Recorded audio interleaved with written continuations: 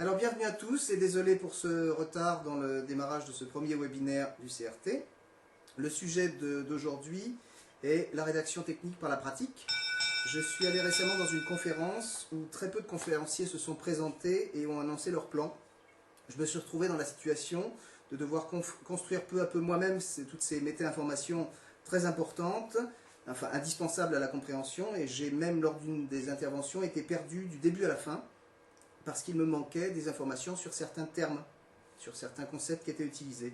Je vais donc prendre le temps de me présenter et puis de vous présenter le contexte dans lequel cette réflexion s'inscrit. Alors, je m'appelle Jean-Paul Bardès, j'interviens depuis 20 ans sur le sujet de l'enseignement de la rédaction technique, pas nécessairement chaque année, mais régulièrement, de manière récurrente, et selon moi à 3 titres. En tant que pédagogue généraliste, c'est comme ça que je me vois, en tant qu'autodidacte, c'est une notion qui me semble importante dans le métier, et en tant que praticien de la communication écrite. Alors je me considère comme un pédagogue généraliste parce que j'ai transmis des savoirs et des savoir-faire dans plusieurs domaines, l'enseignement des langues, mais aussi la danse, la rédaction technique, et dans 3 pays, la France, l'Allemagne, la Grande-Bretagne, et dans toutes ces situations d'enseignement, j'ai fini par identifier les mêmes obstacles et les mêmes solutions. Donc je vous parlerai du côté autodidacte ultérieurement. Enfin, je tire ma légitimité pour parler de ce sujet de l'enseignement de la rédaction, du fait que je suis un praticien de la traduction et de la rédaction technique depuis 1991. Évidemment que la traduction n'est pas le même métier que la rédaction, ainsi que de la conception de site internet depuis 2001. Et ça non plus, on ne peut pas considérer que ce soit de la rédaction technique, et pourtant, quelque part, ça en est aussi. M'étant présenté, je vous présente maintenant les grandes lignes de cette présentation. Donc il y aura 4 parties: le contexte de communication, ce que l'école ne nous apprend pas, des exemples d'ateliers, et puis des outils métiers à inventer. Dans la première partie, je définirai tout d'abord un certain nombre de mots-clés, qui sont les concepts qui étayent ma pratique, et ensuite seulement nous entrerons dans le vif du sujet. Je n'ai pas écrit de thèse formelle sur ce sujet, je suis tout à fait conscient qu'il sera possible de critiquer les termes que j'emploie. Je ne suis pas un linguiste. Mon objectif en présentant ces termes est simplement d'essayer de communiquer au mieux avec vous en partageant une approche qui fonctionne et qui produit des résultats qui sont mesurables. Et c'est ce côté-là qui est très important pour moi. C'est une approche par essai et par erreur que j'ai construite peu à peu. Elle est tout à fait améliorable. J'ai encore 2 autres choses à dire en préambule. Quand on aborde un sujet, il y a toujours 2 optiques. L'une qui parle du général pour aller au particulier, et l'autre qui peut partir d'un exemple pour généraliser. C'est sûr qu'au niveau de la méthode, c'est la plus fragile, cette deuxième possibilité, mais c'est en partant d'une histoire personnelle qu'on produit le plus d'empathie au niveau de son public. Vous allez comprendre ce que je veux dire dans une minute, parce que c'est précisément l'approche que j'ai choisie. Et enfin, dernier point, le but de cette communication est de faire parler les grands absents du débat. Les grands absents, ce sont les utilisateurs, ce sont ceux qui utilisent ce que nous produisons. Pour cela, je ferai un parallèle entre l'enseignement et le transfert de connaissances, que le rédacteur effectue lui aussi. Je vais donc commencer par présenter en première partie les mots-clés qui me semblent être pertinents dans ce débat. Nous allons tout d'abord parler du contexte de communication, avec la sous-partie que j'ai appelée « Clés du savoir et pédagogie ». Suivent toute une série de mots dont je vous laisse prendre rapidement connaissance, mais nous les reverrons. Clés du savoir et pédagogie. Alors, je vais commencer à un niveau tout à fait personnel. Je vais commencer en effet à vous parler, par vous parler de mon père. Il fut un temps où on exerçait son métier de père en fils. Et il est des choses qui se transmettent par la famille sans qu'il n'y ait nécessairement d'intention de les transmettre. Ça existe encore à l'heure actuelle, évidemment. Ces choses sont de l'ordre des savoir-faire et des savoir-être. Mon premier contact avec la pédagogie a été par l'intermédiaire de mon père, qui a été instituteur puis professeur de musique de la ville de Paris, en école primaire et en collège. Ce premier contact a été fort et prégnant parce que mon père était un enseignant militant. Un enseignant militant, mais qu'est-ce que ça veut dire? Il a été un enseignant militant pour une raison toute simple. Il était le 17e et dernier enfant vivant d'une famille ouvrière parisienne, et il avait réussi à réaliser pour sa famille le miracle de l'ascension sociale par les études. En réussissant d'abord son certificat d'études, puis en devenant enseignant grâce au soutien particulier d'un instituteur qui a cru en lui et qui l'a aidé gratuitement à réussir le concours d'entrée à l'école normale. Toute sa vie, il a donc été particulièrement attentif à fournir en retour gratuitement une aide aux enfants de familles modestes, dont les familles ne pouvaient pas les aider au niveau méthodologique, n'ayant pas eux-mêmes les clés de l'accession au savoir. Ce terme-là, il est central pour moi. Les clés de l'accession au savoir, ça correspond à tout un non-dit méthodologique que les familles qui ont fait des études transmettent à leurs enfants sans même s'en rendre compte, alors que les autres ne peuvent pas parce qu'elles ne l'ont pas. Donc il a réfléchi particulièrement aux moyens de transmettre, et toute la famille, mon père, ma mère, mon frère et moi, nous avons baigné dans ces réflexions pendant tout le temps que nous avons partagé avec lui. Ces réflexions sur comment faire comprendre, d'une part au public socialement défavorisé, mais ensuite par extension aux handicapés, aux dyslexiques, aux aveugles, aux adultes et aux autres personnes avec un handicap ou une différence quelconque. Vous allez dire, mais en quoi est-ce que ça concerne la rédaction technique? Ça nous concerne directement parce que nous avons aussi des publics qui sont hétérogènes. Et il a enseigné à tous ces publics et à chaque fois il a développé des approches originales, souvent très visuelles, pour les différentes manières d'apprendre qui correspondent à ces publics. On peut aussi parler de destinataires du message. Voilà, pour moi ce sont des gens réels que j'ai vus défiler à la maison. Nous allons continuer sur les connaissances partagées et la progression. Alors, ces connaissances partagées, elles sont partagées ou pas, et elles permettent, ou justement, puisqu'elles ne sont pas là, elles ne permettent pas la progression. Un mot-clé au niveau de l'approche de la communication me semble être celui de la vulgarisation. La vulgarisation, c'est le moyen par lequel on explique des choses compliquées à des gens qui n'ont pas nécessairement les bases techniques pour les comprendre. Alors, pour y parvenir, on part de concepts qu'elles connaissent, c'est la base commune dont on part, et on procède par analogie. Mais ce préalable de se poser la question de ce que savent les personnes auxquelles on enseigne ou pour lesquelles on rédige des notices, n'est-il pas en principe le fondement même de notre travail? On ne devrait même pas avoir besoin de se poser la question. Pourtant, il est très utile de se la poser. Et se poser la question permet de déterminer par quoi on va commencer. Un autre mot-clé, c'est le mot autodidacte. Être autodidacte, c'est réussir à appréhender ce qui manque et ce qu'il faut mettre en œuvre pour parvenir à acquérir de nouvelles connaissances ou savoir-faire. C'est savoir être à la fois élève et enseignant. C'est devenir conscient de ce qui nous manque et également du processus à mettre en place pour pouvoir comprendre. C'est une démarche particulièrement intéressante quand on cherche à comprendre ce que l'autre ne comprend pas et surtout pourquoi, afin de réussir finalement à lui expliquer. C'est là qu'arrive l'analogie avec la rédaction technique. Nous, rédacteurs techniques, nous écrivons aussi pour des personnes réelles et nous devons nous assurer qu'elles nous comprennent, même si elles ont suivi un cursus scolaire court, même si elles sont handicapées, même si le français n'est pas leur langue maternelle, même si elles sont âgées, etc.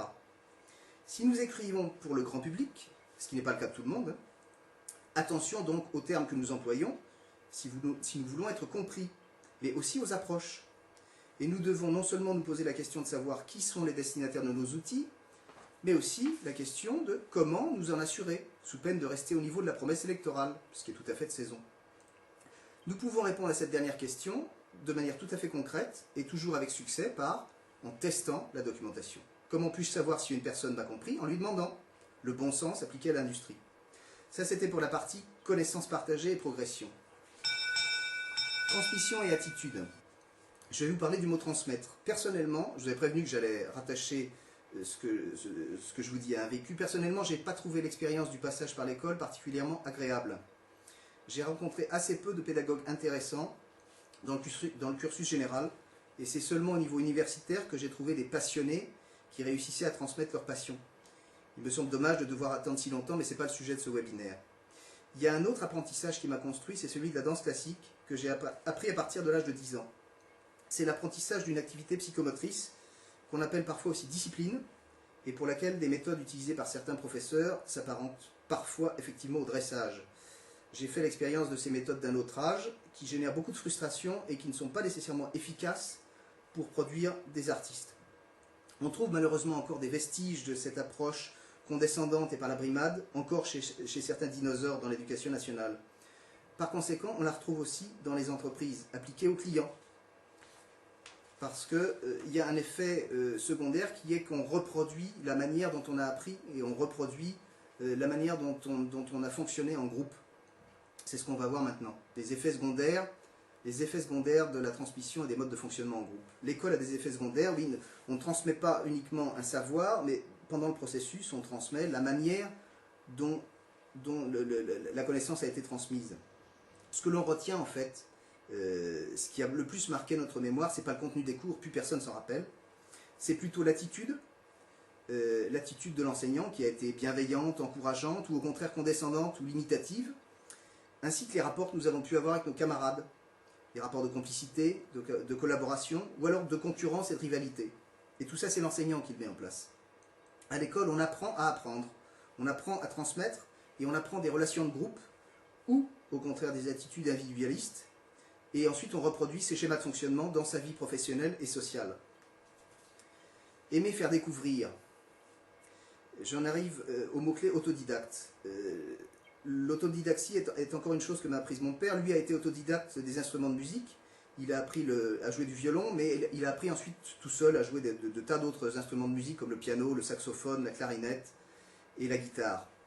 Moi j'ai appris évidemment d'autres choses tout seul. J'ai appris l'électricité, la plomberie, la mécanique, puis l'anglais. Et je n'ai jamais hésité à aller vers les choses que j'avais envie d'apprendre. Et ça, c'est le mot-clé que je veux introduire. Pour l'apprentissage, c'est le désir d'apprendre qui compte. C'est ça le maître mot. C'est le désir d'apprendre que le pédagogue doit entretenir chez l'apprenant. Sans cette petite flamme, aucun apprentissage n'est possible. Les enfants apprennent bien des personnes qu'ils aiment, qui leur donnent envie d'apprendre. La séduction n'est pas évidemment l'unique ingrédient de la transmission, mais il en fait partie. Pour pouvoir transmettre, le pédagogue doit avoir envie de donner envie. Le rédacteur technique doit aussi avoir envie de transmettre une information. Savoir mettre en scène, transposer au niveau de la rédaction, l'outil mis à l'utilisation de l'utilisateur par le rédacteur doit être attirant. Une documentation, format ticket de métro, écrit en taille 8 voire 6, a peu de chances d'être lue autrement que sous la torture. Si l'information d'utilisation fait partie du produit, comme sur les imprimantes avec écran d'aide intégré, ce sera encore plus facile. Il y a donc une dimension esthétique à prendre en compte dans le support d'information que nous fournissons.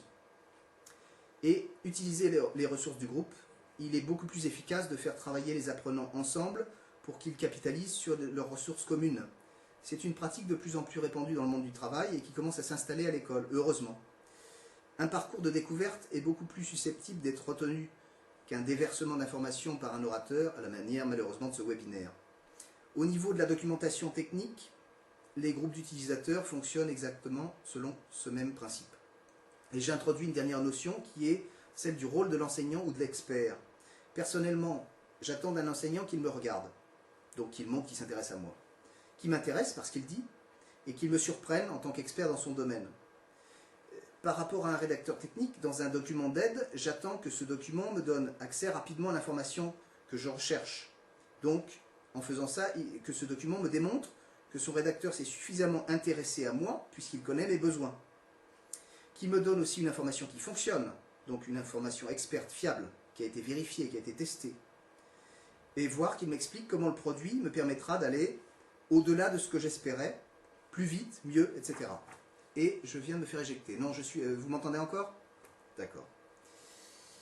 Voilà, donc que ce produit me permette d'aller au-delà de ce que j'espérais en me proposant des fonctions évoluées ou des approches nouvelles qui me permettront d'aller plus vite dans mon travail.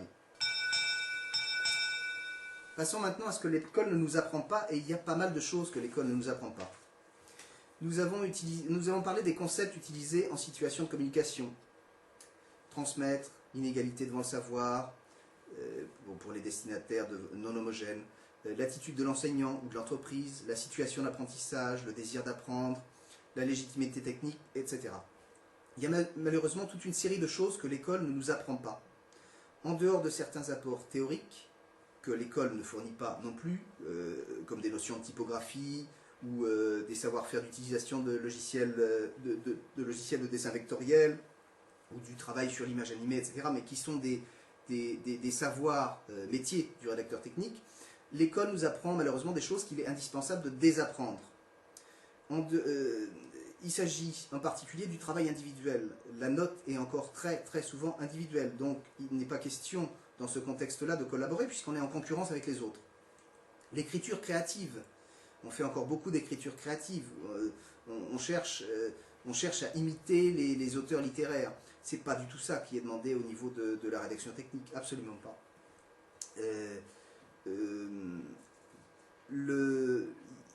Lié à ça, il y a un certain orgueil mal placé puisqu'on est auteur, alors que le rédacteur technique doit pouvoir accepter que son texte soit remis en question, soit modifié, soit coupé, soit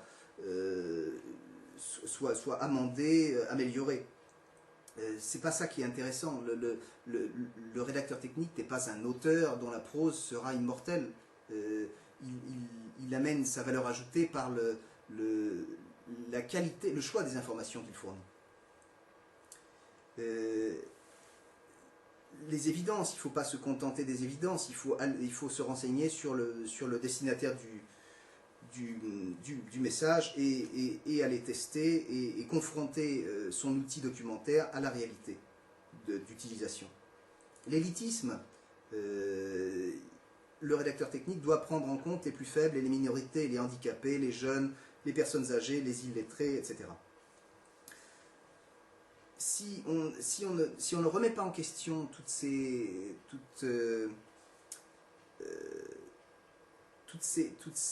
choses apprises à l'école, on ne peut produire que de mauvais documents. Il faut donc radicalement changer d'optique. La propriété intellectuelle est celle de l'entreprise. On a le droit, mais surtout le devoir de copier, de reprendre ce qui existe, sous peine de brouiller l'identité de l'entreprise. Au niveau terminologique, il ne faut surtout pas faire de littérature et utiliser des synonymes, mais toujours le même terme pour désigner la même réalité. Le talent du rédacteur se reconnaît dans sa capacité à faire en sorte que tout fonctionne et qu'on l'oublie complètement. Il n'y a pas de note du rédacteur dans les manuels, de même qu'il ne devrait jamais y avoir de note du traducteur, sauf s'il y a une note de l'auteur dans l'original. Et la redondance, il faut fournir des accès multiples pour répondre aux différentes logiques, texte et images en particulier. La capacité à travailler en équipe, ça c'est une compétence qui est demandée partout en entreprise parce qu'on est plus intelligent à plusieurs, mais elle entre en conflit avec l'individualisme qu'on a appris à l'école et avec l'ambition personnelle au niveau du travail. C'est ainsi que l'information étant un enjeu de pouvoir, il est nécessaire de mettre au point des stratégies pour lutter contre la rétention d'informations en entreprise, qui existe trop souvent. Parmi celles-ci, la principale est la confrontation en groupe lors de réunions de suivi. Elle permet de déceler des incohérences d'objectifs et de les faire dénouer par consensus ou par intervention hiérarchique, en faisant discuter ensemble des personnes qui n'ont souvent pas l'habitude de collaborer dans leur travail habituel. Ce n'est pas toujours de la mauvaise volonté. Hein. Très souvent, ce n'est pas de la mauvaise volonté, c'est que l'information ne circule mal en entreprise. Il s'agit de proposer des outils, des ateliers, des jeux, des brainstorming, pour mettre en place des ambiances de travail productives. Il faut être inventif, et ensuite, il faut savoir animer. Il y a beaucoup d'oralité dans cet aspect du travail, qui commence le matin en saluant la secrétaire et tous les membres de l'équipe, et qui continue devant la machine à café pendant les pauses, pendant le repas de midi, voire au coin fumeur, même si on ne fume pas, pour rester en contact. La capacité à résoudre des situations sur une base non hiérarchique. Ça, en tant qu'expert de la documentation, il s'agit de mettre en place des réunions pour aboutir à des prises de décision stratégiques.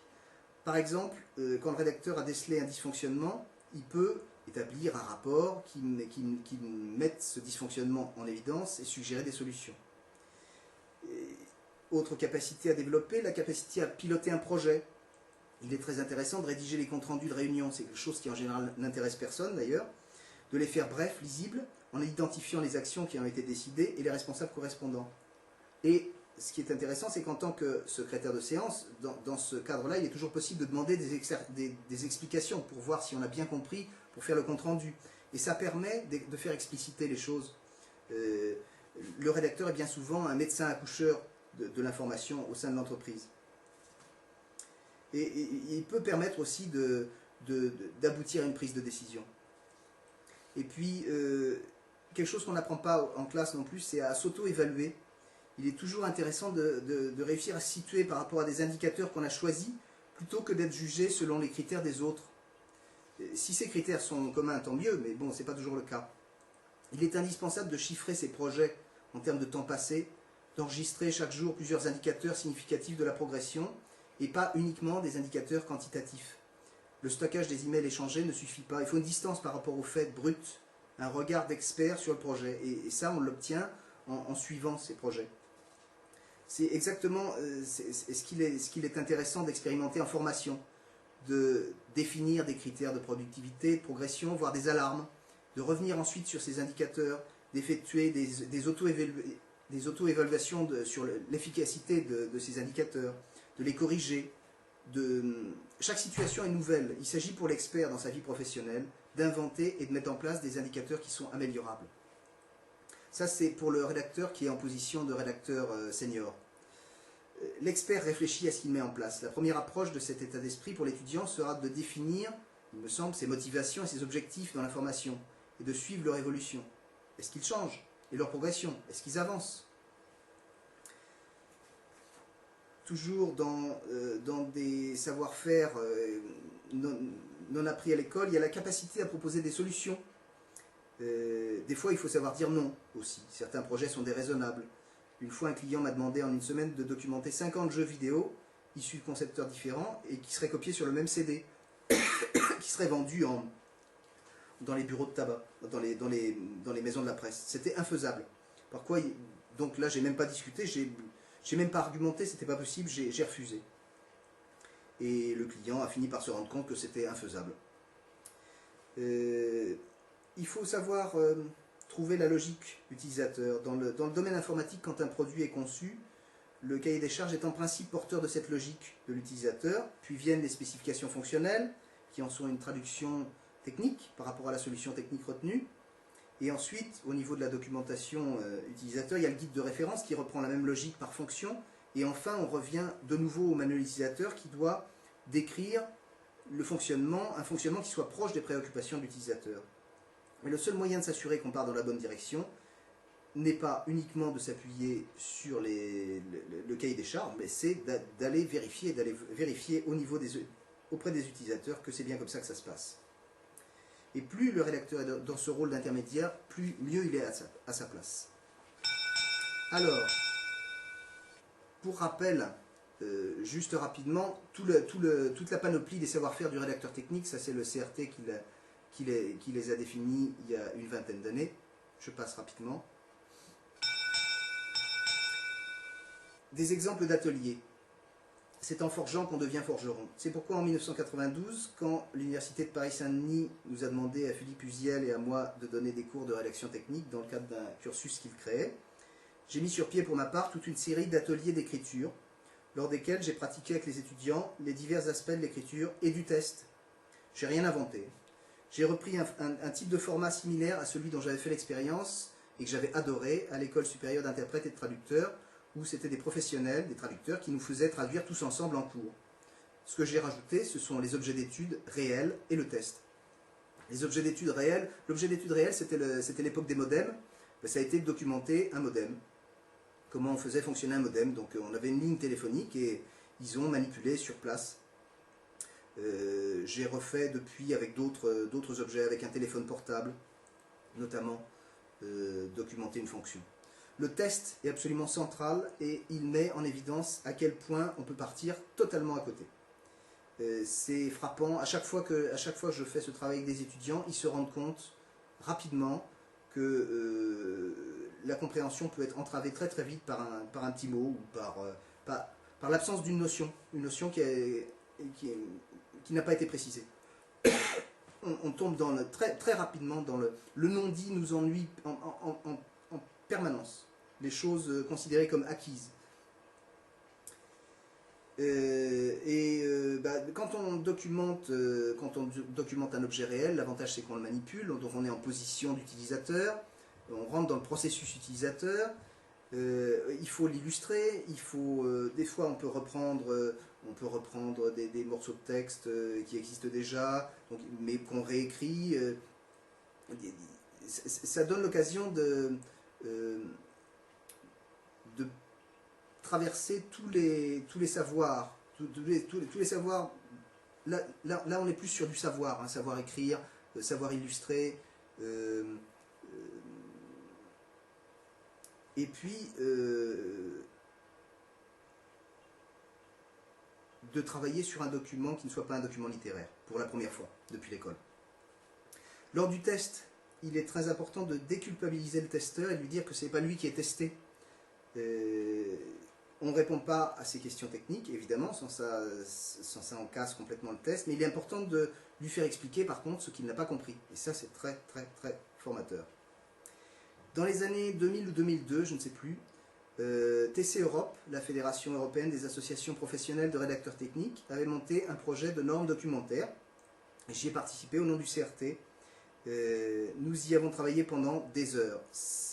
J'ai insisté pour que soit intégrée toute une partie sur le test de la documentation. On y a vraiment passé des heures. C'est un document consensuel au niveau européen. J'ai malheureusement pas réussi à le retrouver, sans ça je vous aurais bien donné l'adresse, mais il a été traduit dans toutes les langues de l'Union européenne de l'époque et il est tout à fait clair. Une nouvelle chose sur les approches de la connaissance et de la validation des connaissances. Elles sont maintenant toutes construites selon le même modèle, que ce soit pour l'enseignement de la danse classique, pour celle de l'anglais dans le cadre du cadre européen commun de référence pour les langues, ou pour les descriptions de postes de Pôle emploi. Il s'agit toujours de descriptions du type « je sais faire des exercices courts de relevé sur pointe à la barre » ou « je sais demander mon chemin et comprendre les indications en interaction avec un anglophone » ou « je sais conduire un véhicule de tourisme ». Quand on apprend à monter des cours à l'IUFM, je suis passé par l'IUFM l'an dernier, on apprend à mettre en place des séquences de formation en partant de l'objectif à atteindre. C'est cette approche par le savoir-faire à atteindre qui est maintenant passée dans les mœurs. Et c'est l'approche que j'ai mise en place pour la première fois sous cette forme systématique au mois de février à l'université de Clermont-Ferrand pour un atelier de 4 heures sur la rédaction technique. Ce qu'on a fait ensemble, c'était examiner les objectifs, voir les outils qu'on avait à notre disposition, prendre des conventions d'écriture, des critères de qualité, voir rapidement une procédure de test, faire le test et reboucler. Ensuite, c'était pas tout,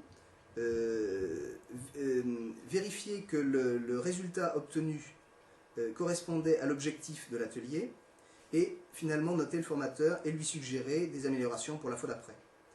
Ça, c'est ce qui me semble très important, c'est toute la démarche autour de ce qu'on fait qui est plus importante que ce qu'on fait réellement, parce que quand les rédacteurs seront en situation professionnelle, ils auront tout à créer. En général, ils auront tout à créer. Et ils auront très peu d'aide. Je fais un retour en arrière. En 91, quand j'ai passé mon DESS de traducteur à l'ESIT, il n'y avait en France que la formation de l'American University in Paris, aujourd'hui disparue. J'ai eu la chance de faire un stage de traduction chez Digital à Évry. Comme il y avait des rédacteurs sur place, j'ai pu voir comment ils travaillaient et ça m'a beaucoup intéressé. Et j'ai demandé à faire un deuxième stage, et j'ai fait un deuxième stage comme rédacteur technique. J'ai adoré, et à ma sortie de l'ESIT, donc j'étais diplômé comme traducteur, je me suis lancé tout de suite comme rédacteur, parce que ça m'intéressait davantage. Et j'ai eu la chance de trouver une société britannique, qui s'appelait Digitext, qui m'a confié des missions, et pendant 2 ans j'ai travaillé pour eux. Et je connaissais donc, j'avais certaines méthodes utilisées en traduction, j'avais une première expérience de la rédaction et surtout j'avais la conscience de ce qui me manquait. Et donc très rapidement, je me suis dit qu'il fallait que j'échange avec des personnes qui avaient les mêmes problèmes que moi. Et donc j'ai créé le conseil des rédacteurs techniques pour qu'on puisse avoir ce type d'échange. Aujourd'hui, l'association existe, il y a des formations qui existent, mais ce qui est demandé aux rédacteurs techniques est toujours du type « on ne sait pas faire, allez-y ». Et chaque situation est unique. Il vaut mieux donc partir outillé. Donc, il y a des outils métiers à inventer. Il reste beaucoup d'ateliers à mettre en place. Faire rédiger la notice d'une fonction d'un appareil ou d'un logiciel grand public n'est qu'un des aspects de notre métier. Actuellement, au CRT, il n'y a pas un seul rédacteur qui rédige des documents grand public. Je ne sais pas si ces personnes ont été formées dans les formations existantes en France. Par contre, la majorité des membres du CRT sont à leur compte et interviennent en tant que senior, plutôt en tant que senior ou rédacteur expert, sur des missions de conseil et de réalisation de documentation. Mais en général, quand ils arrivent, il y a tout à mettre en place. Et il est donc nécessaire de mettre en place des ateliers qui correspondent à ces missions. Réfléchir sur les documents cadres d'un projet, sur la norme documentaire de l'entreprise qu'il faut mettre en place, sur des retours, comment traiter les retours clients via le SAV, ou faire un modèle de compte-rendu de réunion de suivi, voir comment, voir sur une année, dans une situation réelle, comment assister à une réunion et faire les comptes rendus de réunion permet de piloter, en fin de compte. De piloter, bon, évidemment pour des projets documentaires, hein, de piloter sans être en position de président de séance. Et puis de mettre en place des procédures de test, des questionnaires de satisfaction, etc. Donc il y a des tas d'outils à inventer sur un cursus de rédacteur technique, avec toujours la même approche, l'approche par atelier et un rebouclage avec du test. Et j'en arrive à ma conclusion, qui est que l'approche par le test fonctionne, qu'il faut mettre en place des approches pour rédacteurs seniors, mais la question reste ouverte au niveau de quel cursus. Est-ce que ça va être un cursus de lettres comme à l'heure actuelle, ou est-ce qu'il vaudrait pas mieux que ces cursus soient intégrés au niveau du marketing, nettement plus proche de la chaîne de commande de l'entreprise, ou autre. Voilà. Je vous remercie de votre attention, et si vous avez des questions, je suis à votre disposition.